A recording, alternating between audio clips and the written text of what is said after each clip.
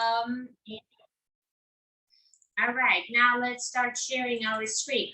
I'll be really brief. Let me just get my presentation in order here. Okay, ladies and gentlemen, all right, how about that?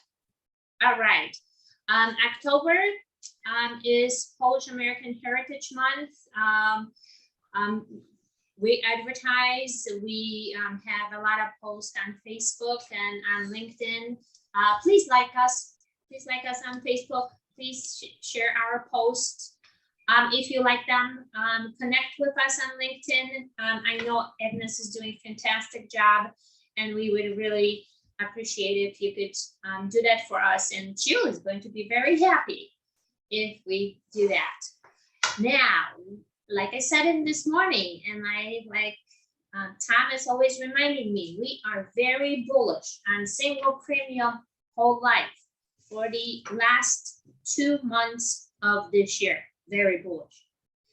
And we want to sell our single premium. It's a great product. Our single premium is a great product. I love it. I know a few agents that maybe don't like it that much, but I am a big proponent of single premium. How about you, Tom? How could anybody not like single premium whole life? Yes, it's a great product, and our product is very, very competitive in the marketplace. So I've compared it to some others, and we do a very, very nice job with that particular policy. So we're going to talk about it as we go through this session this afternoon. But it's a great product, and it's easy to talk about. So back to you. Okay, we are single premium. We would like to offer single premium for adults, and we are actually doing a mailing campaign to our members, offering them our single premium product, and that mailing will have a letter to our members and also information on the premium and included application. It means if one of the clients might call you and might ask you, I received something from PNA, can you tell me more about it? That letter pertains in respect to the single premium whole life policy for adults. Also, as always, the end of the year, we're trying to encourage people to buy policies for kids. And this year, we would like to offer a present for every policy, for every single premium policy sold for a child from age 0 to 15. They're going to receive a very, very cute present. All right, now, if you live in Illinois, in Chicago area, we will have our radio station, Polish Independence, run or walk if you would like to register. Also, I know that our radio are doing that virtually as well too. It's a great event. We're going to be there. I know it might be cold, but we'll be dressed very warmly. But this is going to be happening on Sunday, November 7th at 11:11. But this is a very, very cool event.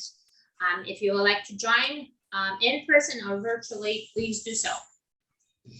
Now, Alicja Kuklinska is preparing a new zgoda. I know that she has told us that she would like to have the zgoda in the post office before Thanksgiving. All right. That is why we ask everybody that have any articles or any pictures or anything that they're preparing for zgoda, to submit them to Alicja, because I know she's already in a full speed of getting that magazine ready. Also, as agents, if we have any new members, if any children, we sign up any children, we would like to parents or grandparents would like to put their picture in the New Zgoda in the new member section, please also submit those pictures as soon as you can, that it could be in that Christmas edition of Zgoda. There will also be 2 ads in the Zgoda for the single premium whole life. So again, if people ask you about it, you will have a good idea of what it's all about. So. Okay, thank you, Tom. Okay. Also, anybody that missed any webinars, no problem. If you would like to visit our website and scroll down all the way to the bottom, and then you will have for sales reps section, you will have to click on for PNA sales representative. You have to enter user ID and password, which is the same for everybody. And then a new website will open up that will have all the trainings that we had done over the month of this year. That means, please, if you miss of any, you could do only audio. You could do audio and video, right, Tom? Yes. That means, please, if you have any problem signing in, let me know, and I'll be more than happy to help you. Yeah, you can download it to your phone and then listen to it in the car if you're going. If you have Bluetooth in the car, so that's another advantage. If you're going someplace out of town or whatever, you can just listen to it and keep yourself awake. Yeah. All right, that would be it for me. Now I'm passing the mouse to Tom. Here you go. I've got the mouse. Okay. Let me just get this. That's me. I know. We have to get. Sorry, guys. I'm sorry. Usually that's it. Oh no. Uh-oh. Hold on. All right. Finally, my computer decided to work. And here is. There we go. Your presentation. Okay. Here we have the Yola and Tom show from broadcast live from the Polish National Alliance home office. Yay. And today we're going to talk about, and this is kind of a little bit of a review about income tax solution for the IRA. Then we're going to talk about juvenile insurance. We will talk about the modified endowment contract. Is it a good idea or is it not a good idea? We'll also talk about the living benefit rider and single premium whole life. And we have a surprise guest appearance. Bart is going to talk to us, but we're going to move that up a bit because Bart has to leave and actually go write some more business. Right. Yes. I have an appointment very soon. So. Okay. So we're going to move right into the program. And again, we've talked about this before, but we're looking at the IRA, and we're going to be coming into the IRA season when people start thinking about it and looking at it. But at a certain age, people start looking at, okay, I've got the IRA, I'm beyond a retirement age, and I've got all this money in my IRA. And we're looking at an example of $300,000 in an IRA, which is not unheard of. And if a person just leaves that $300,000 to their beneficiaries, the beneficiaries are going to have to pay income tax on it. And if they're in the neighborhood of a 30% tax bracket, that's going to cost $100,000. So a solution to that is to purchase a $100,000 life insurance policy to pay the income taxes that the beneficiaries would have to pay. So they get the $300,000 and they're going to get a tax bill for $100,000, and they just use the insurance money to pay that tax bill. And I looked at a male age 65 for $100,000. The life paid up at 90 is a $3,842 premium. And that's really only 1.3% of the IRA value. And beyond age 65, people start to have to take the required minimum distribution. I believe that starts at age 7. But you have to take that money out at some point so that you do pay income tax on it. And it's a good idea to use that required minimum distribution to pay a life insurance premium and actually make more money available to your beneficiaries upon your death. So that is one solution to it, is to buy a policy for $100,000 to pay the taxes. Second solution is really kind of interesting.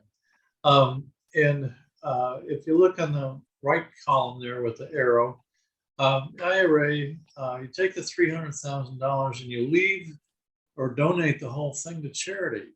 Okay, so what's that mean? That means that the $300,000 comes out of your estate, so there's no tax on that. There's no income tax to the estate, and it goes over to the beneficiary. That goes to the charity. In the meantime, you buy a $300,000 life insurance policy for your beneficiaries. So they will still get $300,000, the amount that you left to the charity. And what happens then is the charities get $300,000, your beneficiary gets $300,000, and there's a total $600,000 of tax-free money because the charity doesn't pay any income tax on the $300,000 that you left them. And again, that takes it right out of your estate. So there's no income tax due on that either. So the beneficiary gets $300,000, the charity gets $300,000. The person, the male age 65, has made a difference of $600,000 by taking the $300,000 and buying a life insurance policy. So the premium for that is $11,412, or 3.8% of the IRA value. And if somebody is earning 5-6% on their IRA monies, it's about half of what they would get in interest on their IRA. So the beneficiaries are actually better off by $100,000, and the charity is better off by $300,000. And I can tell you that there are people right now with $300,000 in the IRA that they're not using for income, and they can donate it and get the write-off on the donation, but they also can purchase a life insurance policy to make up for that for the beneficiaries.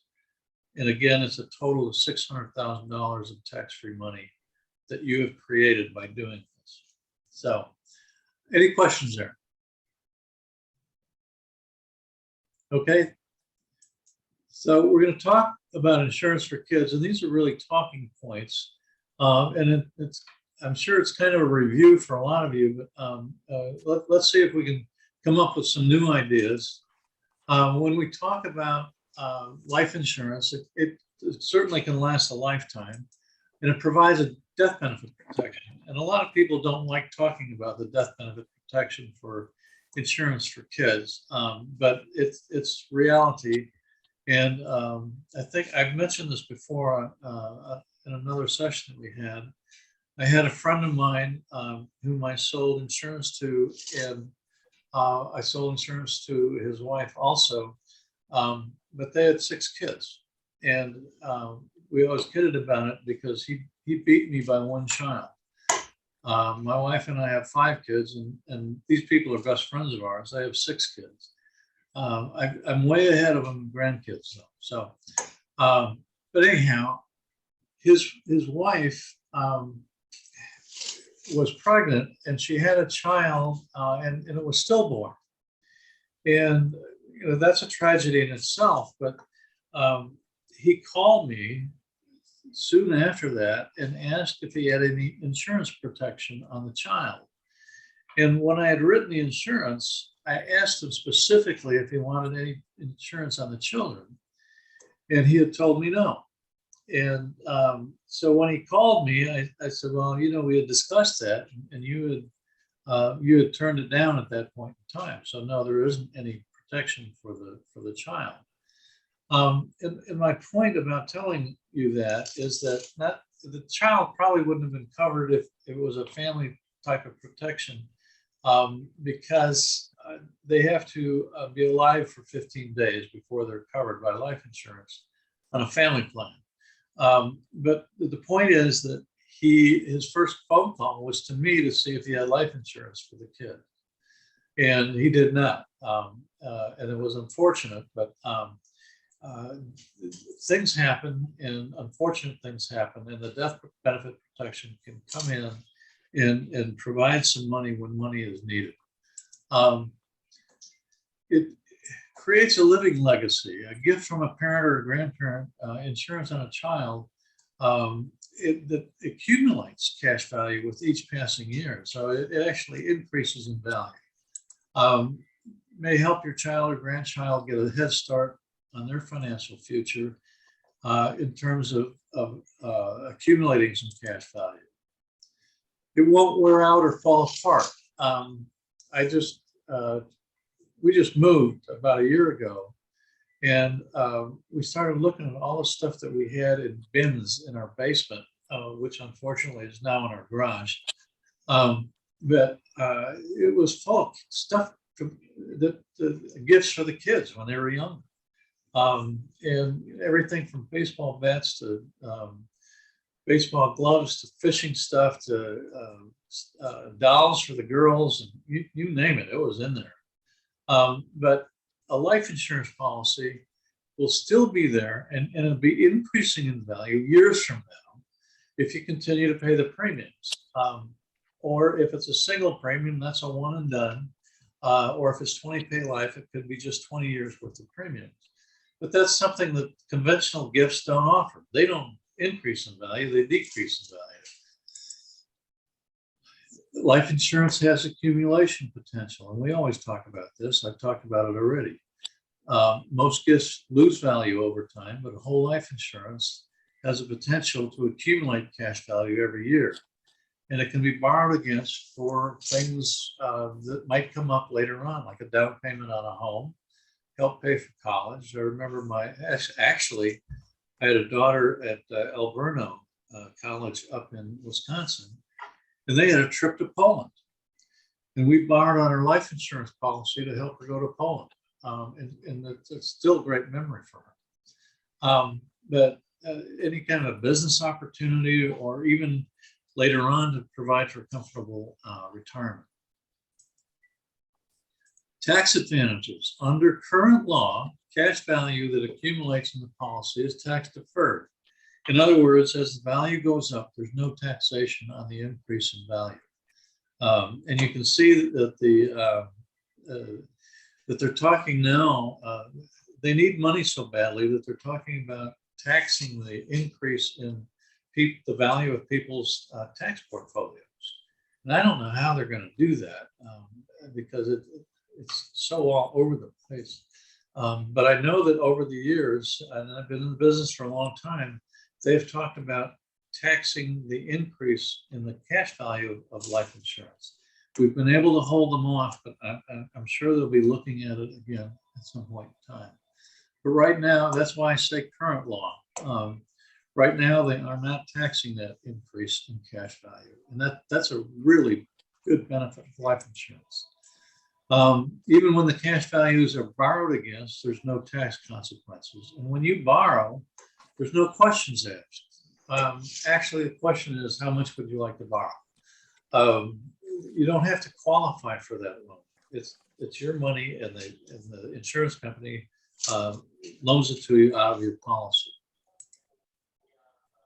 Proceeds received by beneficiaries are also generally not taxable as income. So the money the beneficiary gets is worth even more than what the death benefit is because they don't pay taxes on it. So it's income tax free to the beneficiaries. Now, we also always add the caveat, speak with your tax advisor for more details.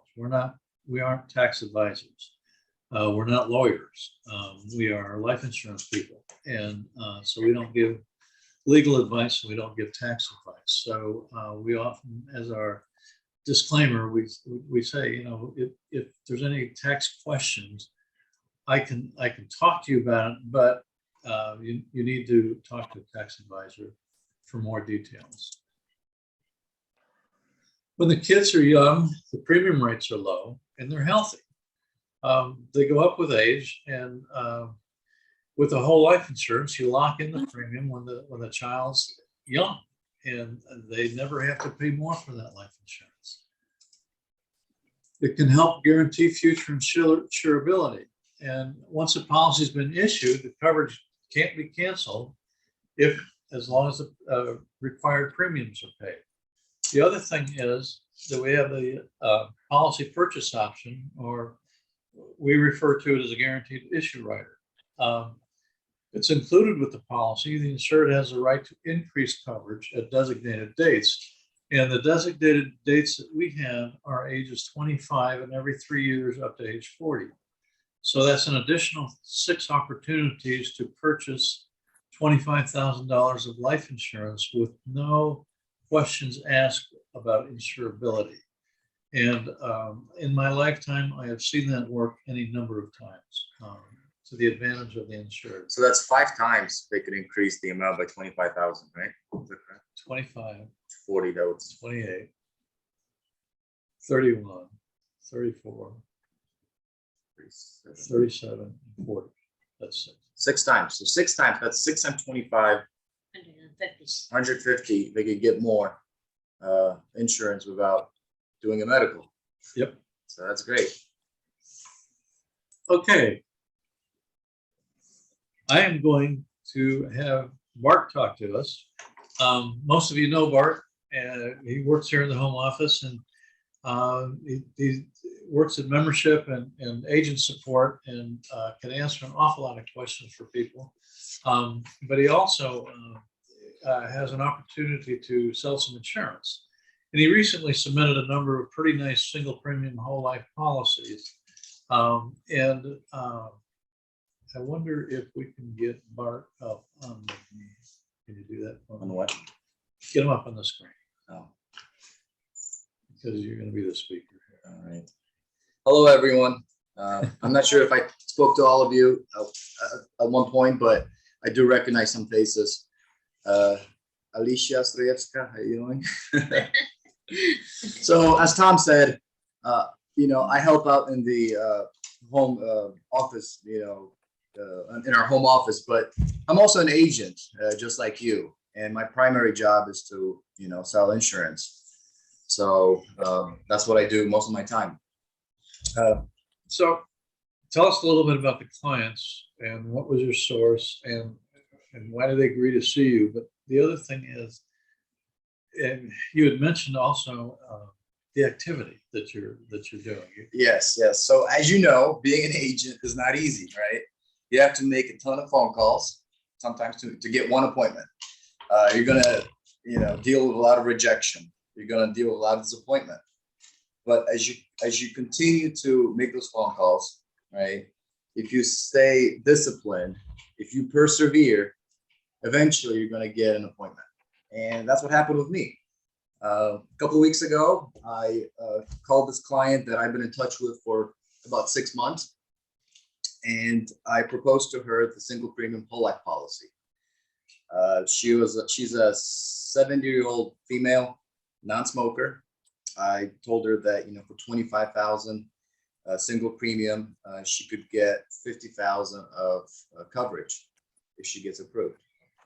And she was very interested in it, and she agreed that this would be a good option for her. And then we decided to meet the following week. It was $25,000 that she had. Where was the 25,000? 25,000 that she had. She had it in her savings account, so that money wasn't doing much for her. Yeah, and she wasn't going to use it. She wasn't going to use that money for anything.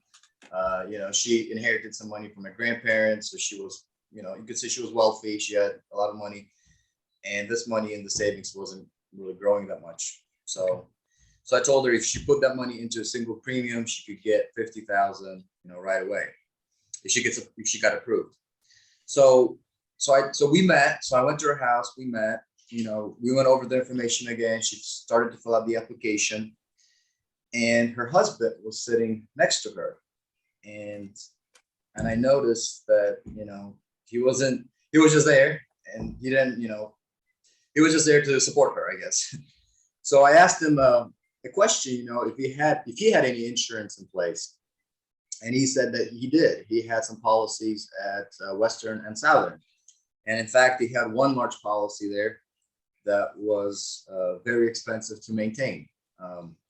He was paying roughly $570 a month for it, just to keep it in place, just to keep it alive.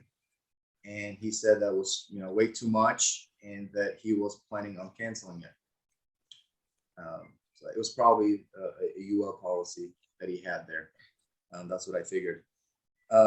Later, he said that because he's thinking about closing it, he talked to his agent at Western and Southern, and his agent said that he could actually use the money from this policy, which was $103,000, and put it into an annuity contract that would pay him a rate of 6% in the first 6 years, which is pretty good. After 18 years, he would have a cash value of $151,000. Okay, from the $103,000, he would have a cash value of $151,000 after 18 years.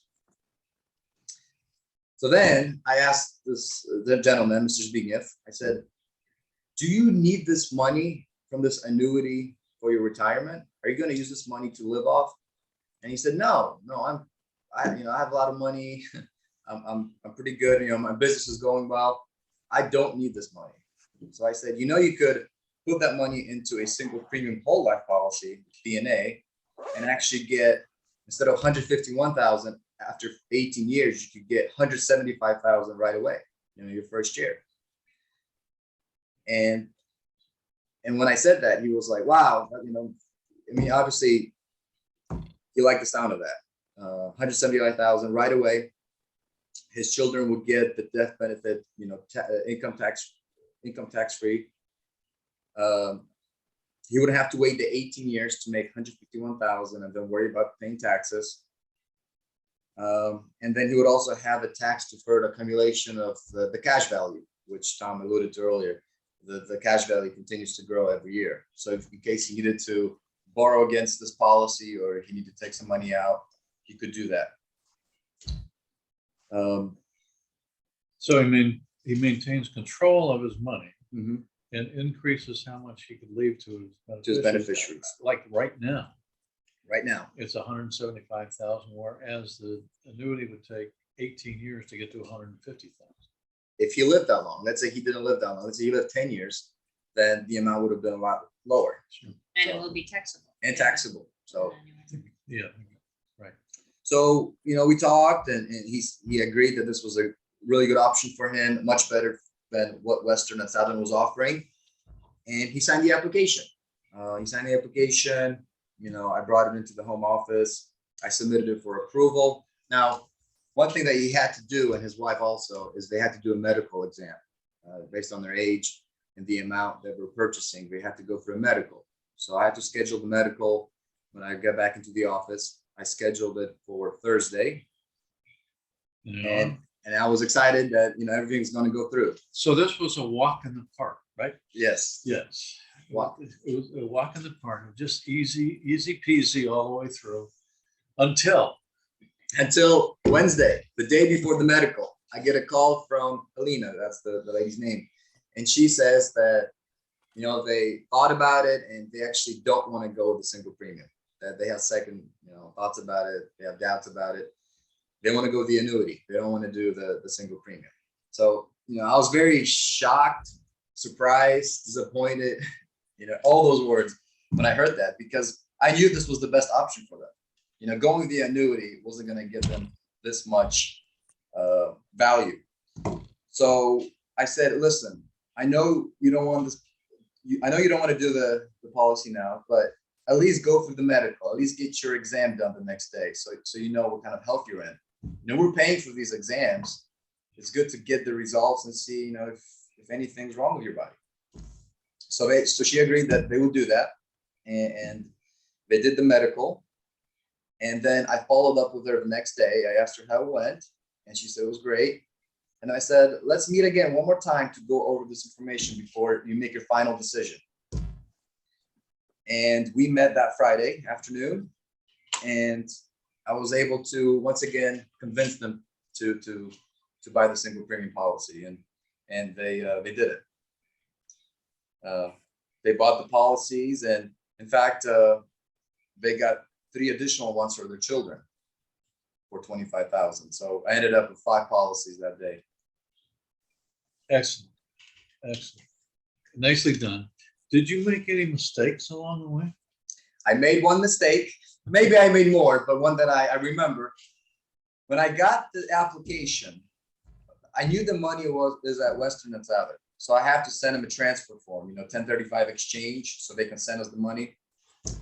I contacted the gentleman's agent to get the form, which was a big mistake, because as soon as I made that phone call, she said she was going to email me the form, which she never did.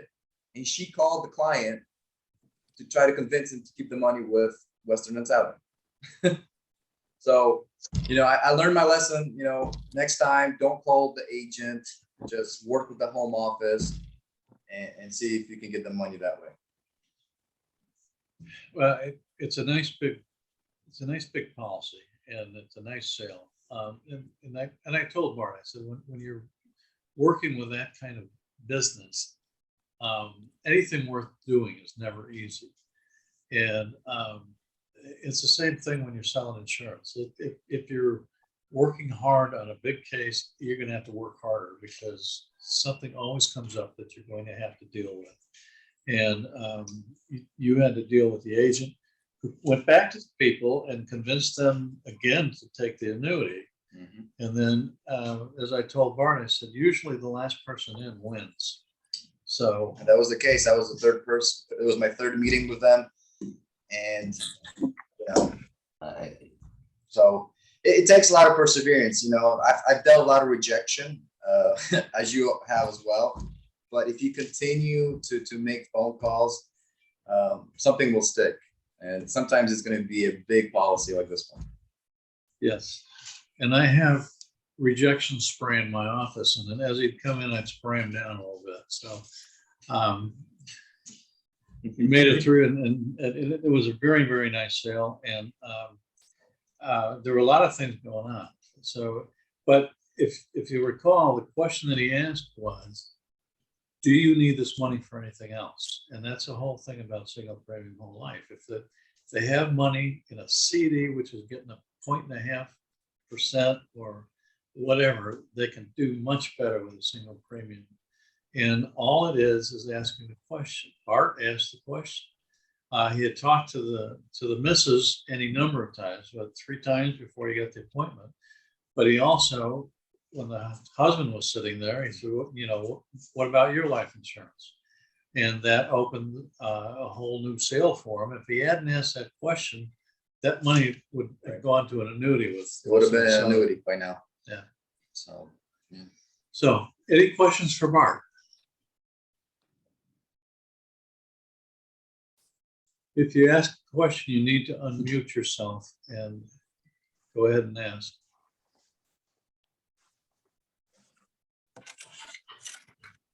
Okay. All right. Well, thank you, sir. Thank you, everyone. Again, if you ever need anything from the home office, if you need a quote, if you need an application, if you need to get information about a client, just give me a call. I know Ms. Walaszek, she answers a lot of the phone calls from you guys, but I'm here as well. Yeah. So don't be shy. Traffic is wonderful. Wonderful. Thank you very much. You all enjoy your evening. Okay. Thank you, sir. Okay. Now let's see if we can get back to where we were. Okay. So the thing about a single premium whole life policy is it is a modified endowment contract. And we're going to talk about that for the next few minutes. And what exactly is a modified endowment contract? We also refer to it as a MEC. And we're going to talk about, is it a good thing or is it or is it not so good? But single premium whole life is a MEC.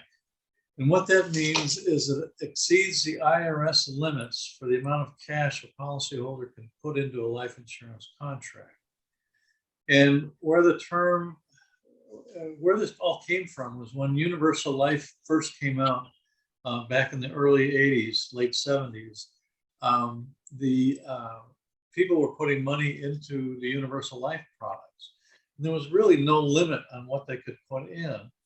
And they were putting more and more money, cash into these things, because on the life insurance product, you put money in and then you can take it back out later on. And it's not a taxable event when you take that money out. So people were using it as kind of a tax dodge and kind of abusing it. So the regulators came in and they said, okay, these policies, universal life policies that you're using, look more like an investment than a life insurance policy. So what we're going to do is create a ratio. And the ratio is called a corridor. And when you have a universal life policy, you'll see, if you ever run an illustration, you'll see that the cash value as it's going up, the corridor goes up. And so there has to be a ratio between how much life insurance there is and how much cash value there is in the policy.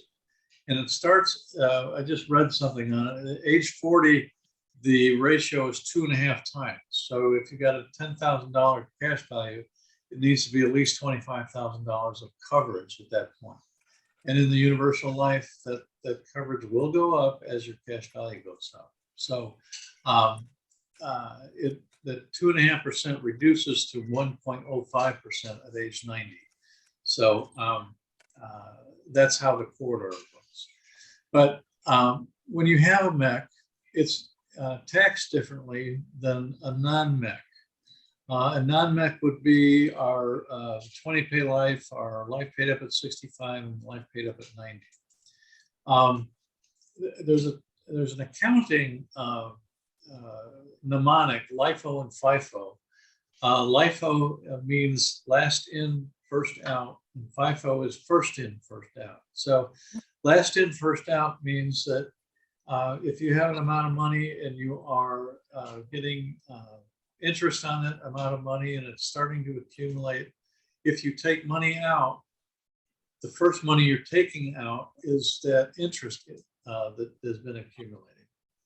Okay, on FIFO, if you've got an amount of money that you put in and it starts accumulating an interest and you take money out, it's the cost basis that comes out first. So that the first in is the first money out. And that makes a big difference. LIFO is how an annuity is taxed. If you have money in an annuity, you take money out, you're going to pay income tax on the part that is the interest that has been added to that annuity. And on FIFO, when you get out, you have a life insurance policy, you take money out, you have a cost basis, and you don't get taxed on that cost basis as that money comes in. So the other part about a MEC is that if you take the money out before age 59 and a half, there's a penalty. So there's a withdrawal penalty. Okay.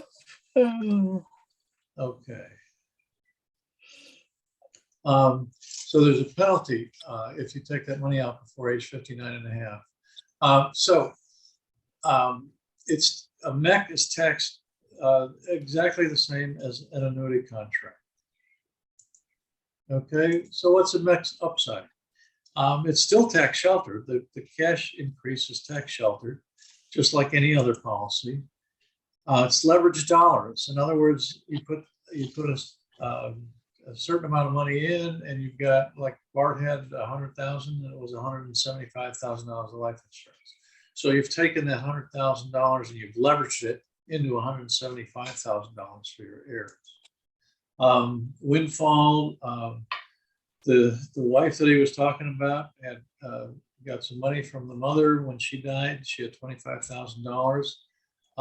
But if you're not using it, the goal is to maximize that money and be able to pass it on to your heirs. The single premium whole life is one payment and it's over with. So yeah, it's one and done is what they call it. And a lot of people like that particular aspect of it. You don't have to budget, no planning, it's over with. It won't lapse, and there's nothing to manage. If you've got money in the stock market, or if you've got money in a mutual fund, you're always looking to see if you should be doing something else with it. With a single premium whole life, you give the money to the life insurance company and you don't have to worry about it after that. They will take care of it for you. Again, if you want liquidity, if you look at a single premium whole life illustration, it takes 4 or 5 years. If you put in 10,000, you're going to have that 10,000 of cash value in 4 or 5 years. It comes right back. And you also have the living benefit rider, and I'm going to talk a little bit more about that in a minute. But we don't talk about the living benefit rider enough. We talked about this the last session that we had when we went through riders. But it's an excellent benefit on our life insurance policies. So single premium life, whole life turns a premium into a significantly larger asset for the insured. We talk about a rescue policy. I'm going to let Yola handle that one because she's had some experience with that. I actually had husband and wife. They had a policy, small policies with PNA. And when the lady had called me, she says, you know, we have this UL policy and we had been paying on this policy for like over 30 years. And where we need it the most, this policy is going away. They sent me the information for me and my husband, and here it is, the policy, and our cash value is depleting so significantly because we're older. That she says, I'm scared. I've been paying all that time, and what do I do now? And then we came up with the solution of a single premium, that whatever cash value is still remaining on those two policies, we'll actually take it 1035 exchange to us. Okay, somebody is not muted. Dobrze, może jutro spróbuję, nie gwarantuję ci, bo nie wiem, jak długo będziemy już wczoraj. There we go. Okay, here you go. Okay, I'm sorry. Okay, and then I said, you know, we're going to do a 1035 exchange, and then we'll transfer the money to us, and then we'll set up both policies for you and your husband.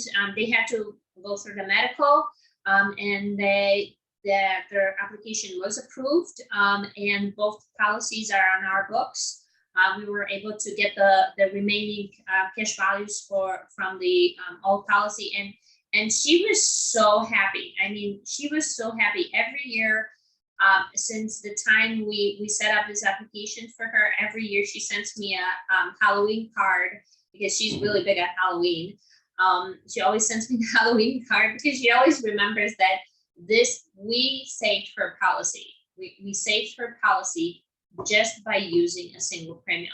And if you need to brainstorm, if you have a client that does have a policy that it's actually depleting their cash value,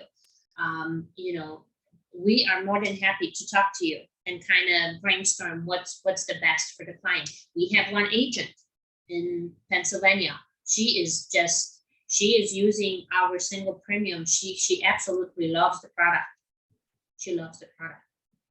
Yeah, and on the rescue policy, as Yola said, what happens is the people have their universal life product for a period of time. And they've been paying a premium, and the premium, as the cash value goes up, you get to a certain point where your premium is no longer enough to pay the cost of insurance, because the cost of insurance in universal life increases as you get older. So frequently, if you're not putting enough money into it to begin with, you get to a point where the cost of insurance not only takes the premium that's being paid, but it also has to have some of the cash value that's already in the policy. So you get to a point where the policy no longer goes up and it starts going down, the value of it. So that's a great time to take a look at that and take a look at the single premium whole life, and hopefully they're insurable, and take that cash value out of that universal life and turn it into a paid up policy for them. And Yola's right. I mean, they are so appreciative when that happens, because frequently, not usually, but frequently, the face amount on a single premium whole life is very close to what they had in the universal life product. So, and it's not, we have our own universal life products that have been around for a while, but there's so many companies. Well, that Western Southern policy was a universal life product. So, and that gentleman was paying $570 a month for his insurance. And now he's going to have a single premium policy. He's never going to have to pay another premium on it. And he's got cash value, and he's got everything. And he's much better off than he was before. So that was just a classic case of being in the right place at the right time. Okay, so what's the downside of a modified endowment contract? Well, the withdrawals and loans are subject to income tax. As I mentioned, it's the last in, first out. So you're going to pay income tax on anything that you take out over and above what your cost basis was to begin with. And again, you can incur penalties prior to age 59 and a half if you make a withdrawal. There's an opportunity cost. Is it the best use of a lump sum of money? And maybe it is, and maybe it isn't, but it's one of the only places that you can take a lump sum of money and do better for your beneficiaries. There's just, and Bart was talking about 6 years of 6%. Well, that still takes 18 years to get to 150,000. And right away, that policy was 175,000 of death benefit. So it's certainly worth looking at. Solutions to avoid a modified endowment contract. With whole life, and especially with a 20 pay life, we have what we call a premium deposit fund. And you can look at the 20 years of premiums for a 20 pay life and pay that in one single sum, and we'll discount that for you. It's a 2% discount. And you might have say you have 20 years of $500 or $10,000 of payments due for that 20 years. If you pay it all at once up front, it might be like $9,200 based on a 2% discount. And you put that money in a premium deposit fund, and PNA will pay that annual premium all the way out to the 20 years. So it's essentially a paid up policy in the first year. The caution about that is that the fund that they set up at 2%, that 2% is taxable. So that every year they'll get a 1099 with a little bit of interest on it. So, but that's one way to do it. Bart was doing a 1035 exchange. If the current policy is not a modified endowment contract, in other words, if his Western Southern policy was not a MEC, the new policy is not going to be a MEC. So a single premium whole life is not a modified endowment contract when they take the policy out. Now, if he takes a loan or a withdrawal, then it does become a modified endowment contract. We talked about the rescue 1035 exchange on a universal life. I don't want to beat that up anymore. Annuities out of surrender. People have money in annuities that they don't need, and it's sitting there, and they're getting a low interest rate, and they don't need the money for the retirement. They can take that and turn it into a single premium whole life, and that's also a 1035 exchange. But you take the money out of the annuity and put it into the single premium, and it creates a much larger benefit for the beneficiaries. And here I'm going to take a CD versus a single premium. And again, I use an age 65 female non-smoker with a $30,000 single premium. If that person dies and there's $30,000 in the CD, the beneficiaries get $30,000. But if she takes that $30,000 and puts it into a single premium whole life, you can see on the last line there that the death benefit is $68,635. And, I mentioned that we were going to talk about that living benefits rider. That's $68,635 if she is diagnosed as terminally ill. In other words, she's going to die within 12 months. She can get $34,000 to pay for medical expenses or nursing care or whatever it might be. She can use half of that death benefit as a living benefit. But that leaves the other half, the $34,000, to the beneficiaries when she dies. So she's used $34,000, she leaves $34,000, as opposed to having $30,000 in a CD. And that's a pretty good benefit. Now, how many people are going to be diagnosed with as terminally ill within a year? That doesn't happen very often. People think about it now more because of COVID, but the living benefits rider is worth mentioning when you're talking to people about the single premium whole life. So, in conclusion, as with everything else, the situation is the boss. Whatever the situation is, that's what we're going to talk about, and that's what we're going to handle, and that's what we're going to help with people with. So, if they have money someplace that's not doing anything, I call it lazy money. And I asked somebody one time if they had any lazy money, and they said, "What the heck are you talking about?" And I said, "Well, lazy money is money that you have laying around that's not doing anything for anybody other than maybe getting a little bit of interest, and you're not going to need it for retirement." So again, situation's boss, but knowing the pluses and minuses of single premium whole life puts you in the position of helping your client make an educated decision. And again, and I can't stress this enough, you have to ask the question. And even if it's just a question of, have you ever heard of single premium whole life? They will say, no, what's that? All it is starting a conversation. And Bart started the conversation, and he really helped the client, but he also is going to make a nice commission. So, okay, we already did Bart, but I'd like to just review why people buy life insurance. And the top reasons that middle income consumers say they buy life insurance is number one, to cover burial and final expenses,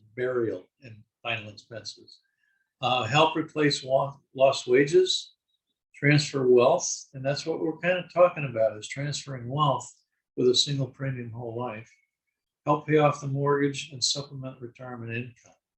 And I put this up here because I think that when we look at this and know what's important to people, we know where to start the conversation. Final expense, single premium whole life can be used as final expense.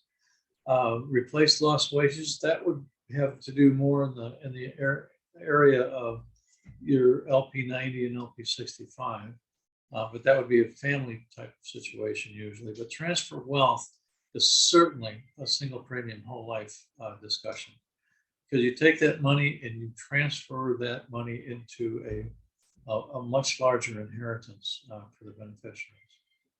So, any questions or comments?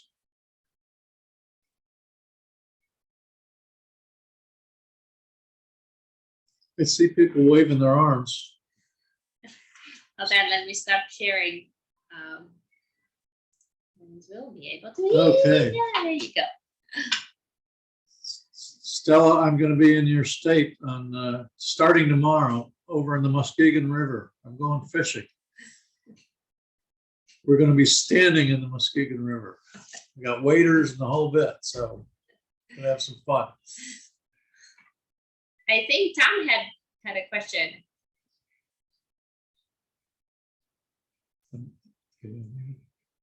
There you go. No, I didn't have a question. I just wanted to say thank you. It was a nice presentation. Well, good. Thank you very much. We appreciate your comment. Thank you. Thank you. All right. If there is no questions, we will like to end our meeting. Oh, look, we're 4 minutes ahead. Wow. Yes. Okay. I must have been talking fast. All right. Well, thanks for being with us, and we look forward to the next session with you. Take care. Yes. Thank you. Thank you. All the best. All the best. Stay Be well. safe. Be well. Do good. There you go. All right. Bye, everybody.